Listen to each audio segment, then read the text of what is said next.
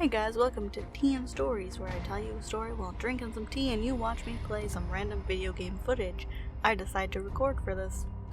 Or you just listen like a podcast. Whatever floats your boat, I don't tell you how to live your life. Today I'm drinking peppermint white chocolate, from Nelson's Tea, and it is kind of like Christmas in a cup, really. And it's at the perfect temperature for me to drink it because this is like the third attempt at recording this and how's it going? Well, I keep screwing up. Anyway, today I'm talking about Dungeons and Dragons, surprising no one, because that's all I ever really talk about. I have been DMing this game for 2 years, somewhere in there, and it's finally come to an end. Like, actually ended, not just, oh, we're going on hiatus because life sucks. No, it's ended. And it's really strange and bittersweet to think about. Everyone got their happy endings, though. And they already picked out what we're doing for the next campaign. I gave them a few options and they chose, surprising absolutely no one, to continue in the same world just set in the future. And then, surprising me just a little bit, John and Kellen asked me if they could play the children they adopted from the previous campaign, which, you know, makes sense, but I was still surprised because I thought they'd want to shut the door on it all and just see the consequences of their actions, you know, like slightly removed, but nope, they're just going straight back into it. So, you know, I respect that. Let's see. I do hope they realize that when they run into their old characters, they're not their characters anymore, they are NPCs, so I will be playing them and, probably butchering them, you know, as one does when they're not their characters. Kylie has picked out her character, more or less. We're still hashing out the details. But, you know, that's to be expected. We're not playing until like the beginning of April, and this is the end of February that I'm recording this. So, you know, there's plenty of time. Not a big deal. She's going to play a goblin wizard. I really hope shenanigans will be had. Sierra won't be joining us again. She's just got too much going on in her life right now. Not a big deal. I'll miss her, of course. She's my best friend and wife. I'd love to have her play, but if it's gonna cause her more stress than fun, I'm not gonna push it, obviously. And even if she didn't want to play just because she didn't want to play with me, you know, I'm not that big of an ass. I can be, but I am not to her specifically. I'm still waiting to hear from Stella about exactly what character she wants to use.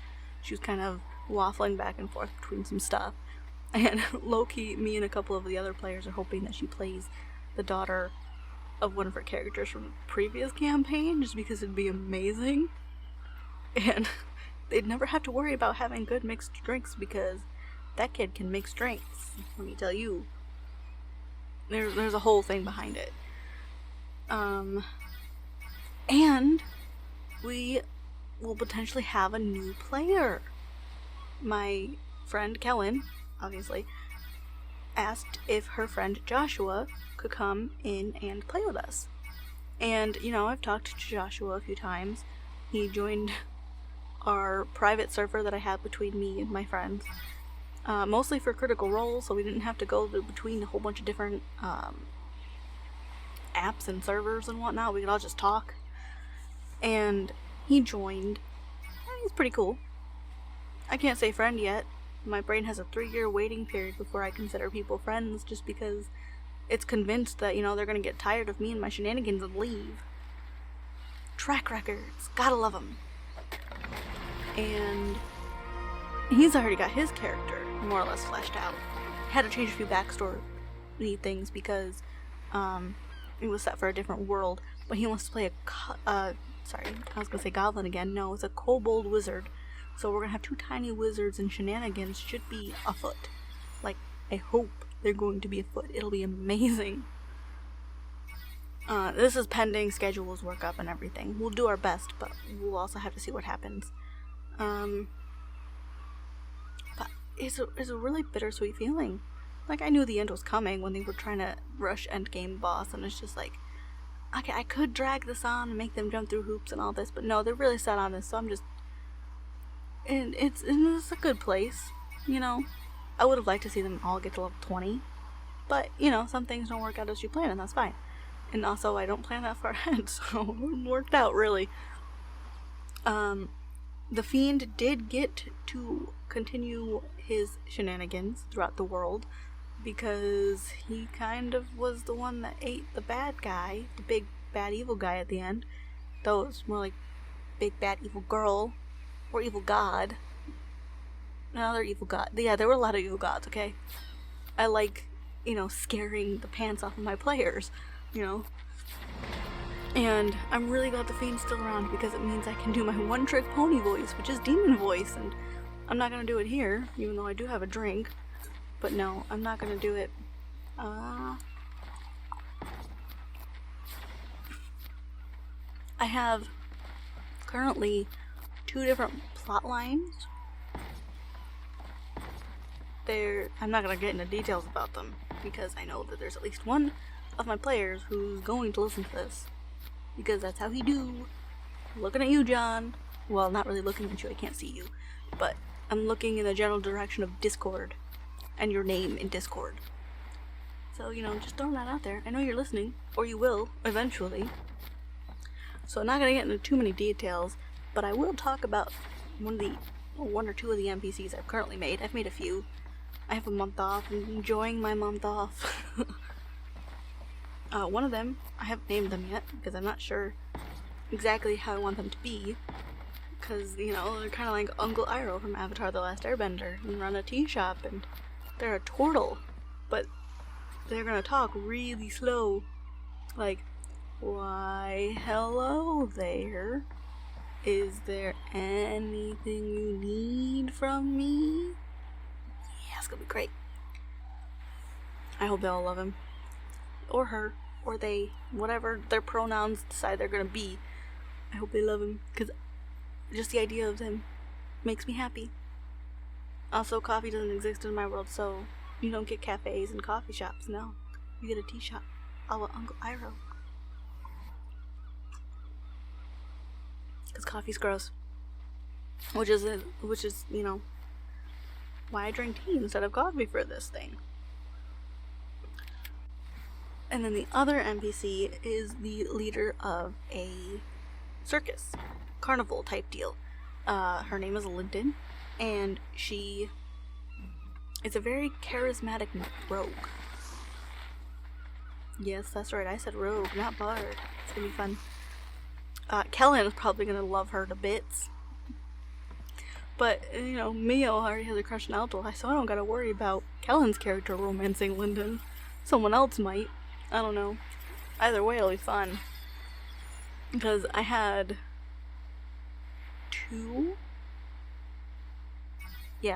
2 of my players end up marrying NPCs from the previous campaign.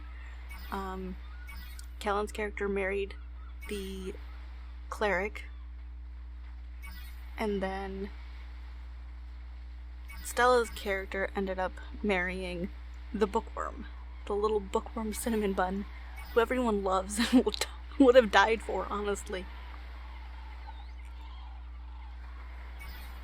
Can't say I blame him. Taros was adorable.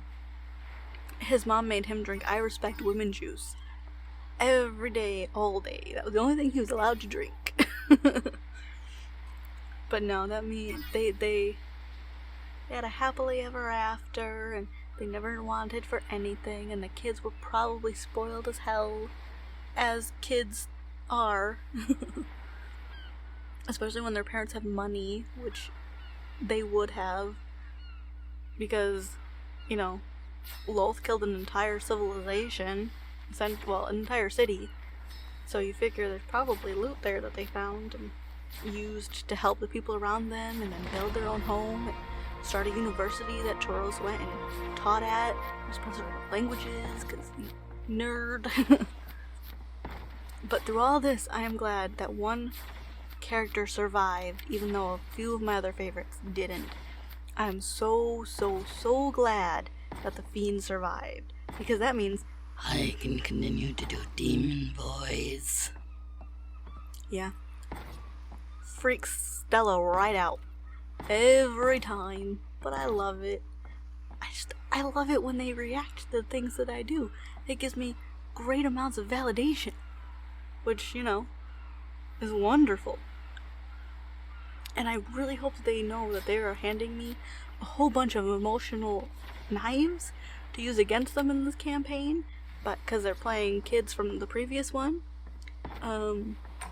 Yeah, there's like 6 different things I can think of right off the top of my head for this. So, it's gonna be great, guys. It's gonna be great.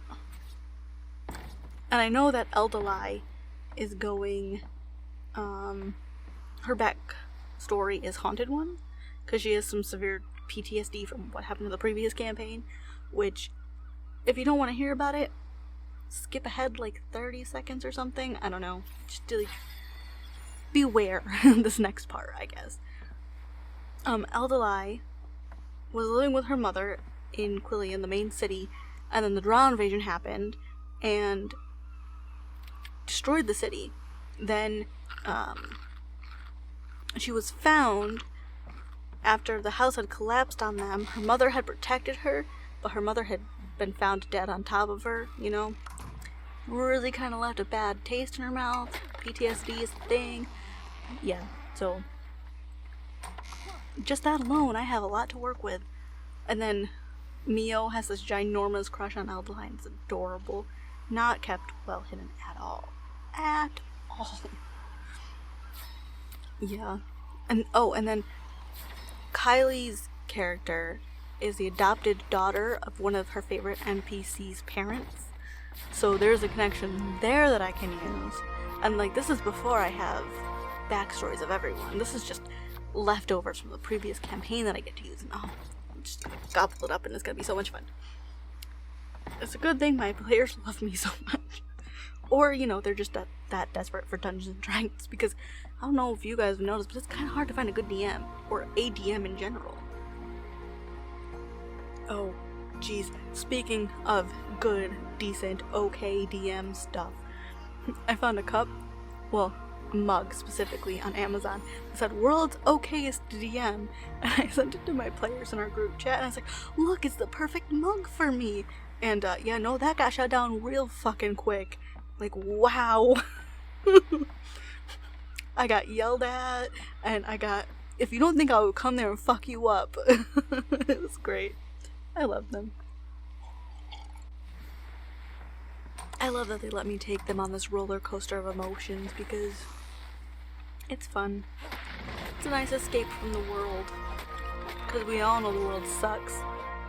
Global pandemic, let's not wear our masks.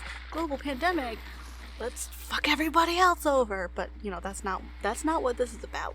I could go off a whole other rant on that, and I have a whole anime rant that I could go off on too, but I'm not gonna, because it causes drama and problems, and as much as drama is sometimes fun, I'd rather not be in the center of it.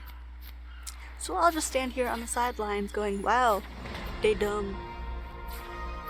Where, it's safe over here, you get behind a little plexiglass thing, and then you can just dodge the flying fruit and everything else that's gonna come from the fights,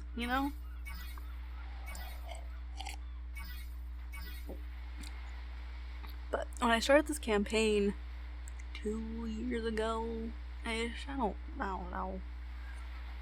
What is time? I barely know what day of the week it is. But I feel like that's everyone right now. But when I started this campaign 2 years ago, I honestly didn't think it was gonna end really ever. Because it was just supposed to be Skyrim side quests. But here we are, and there's this huge story, and all this drama, and then there was an offshoot into another campaign, and now there's just going to be a second campaign altogether, set in the future. And really, if you had sat me down and told me, hey, you're going to have this meaningful storyline. People are going to be invested. There will be tears, happy and sad. There's going to be a fair amount of panicking because they're so invested in this. There's going to be orphan adoptions. I would have been like, that's not my campaign. That sounds like work. Are you freaking crazy? And yeah, it was work. And I am, by nature, a lazy DM. I don't plan very far in advance. I really just kind of wing everything. It all kind of comes together in the end. Sometimes I have to retcon things or change things slightly. And my note-taking feels horrible. So bad. Which is why, with the second campaign, I'm going to record it. Oh, that reminds me, I have to talk to Josh about that. See if he minds. Because, he'll be in on it. And I don't want to blindside him with it, if you know what I mean. Because that just seems kind of like a dick move. And well, yes, I can be a dick. I'd rather not be a dick to him until he's in the campaign and invested, and then he won't want to leave. He'll take my being a dick, and he will enjoy it. Yeah, no, DMing might have gone to my head just a little bit and made me power hungry. Maybe. Well, I'm officially out of tea now. So, I think it's time to wrap this up. In the end, the conclusion I have come to is finishing a campaign is very bittersweet. It's sweet because you know that you had moments that you've just made people feel really good in the game, and then bitter because it's over. And yeah, there's gonna be another one, but it's not gonna be the same. But in the end, it was time well spent and good memories made, and clearly very good memories because 2 of my players are playing their kids now. So kudos to me, right? Yeah, no, don't let the whole I'm awesome fool you. I don't think I'm that great. It's all just a facade. We all have those. But anyway, I will see you guys in the next Teen Stories, where I'm probably talking more about Dungeons and Dragons. See ya!